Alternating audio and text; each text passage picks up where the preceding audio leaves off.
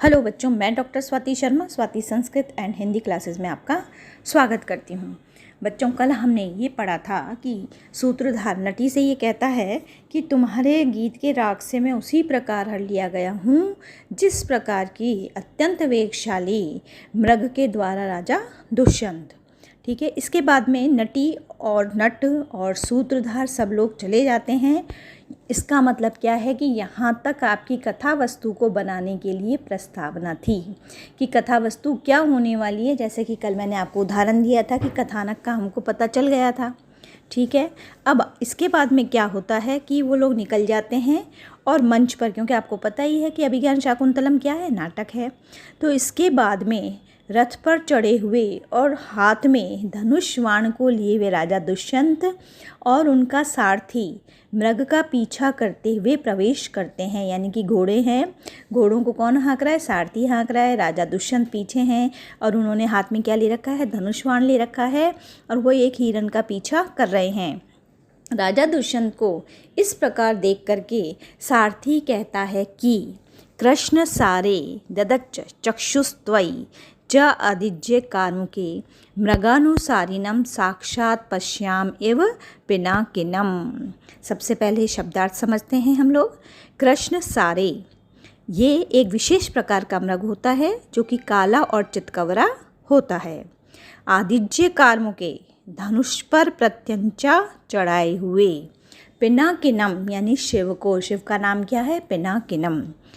अब हम अन्वय से इसके अर्थ को समझेंगे। बाकी चीज़ें वो सेम ही रहेंगी, संदर्भ, प्रसंग वगैरह, और प्रसंग को और अर्थ को मिला करके व्याख्या बनानी है आपको। अब अन्वय भी पढ़ रही हूँ मैं और उसका अर्थ भी आपको बता रही हूँ।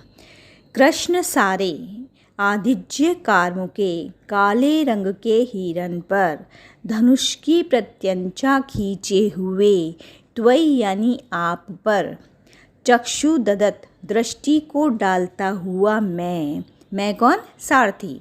मृगानुसारिणम मृग का पीछा करने वाले, साक्षात पिनाकिनम एवं साक्षात भगवान शिव के, एवं यानी समान पश्यामी यानी देखता हूँ।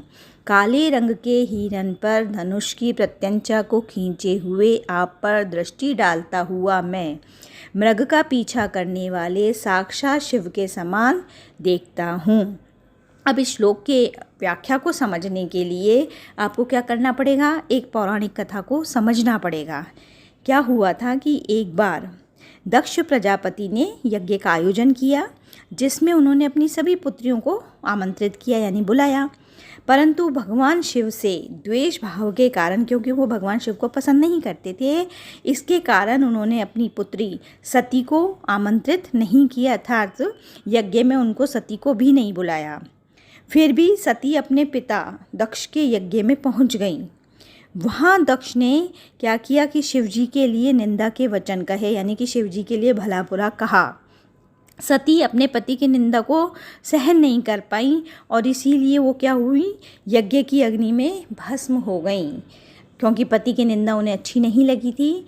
जब शिवजी को ये पता चला और वो क्रोधित होकर के यज्ञ के विध्वंस के लिए आए, क्रोधित शिवजी को अपने वध के लिए आता हुआ देखकर जो यज्ञ था उसने क्या किया? मृग का रूप बनाया और वहाँ से भागा।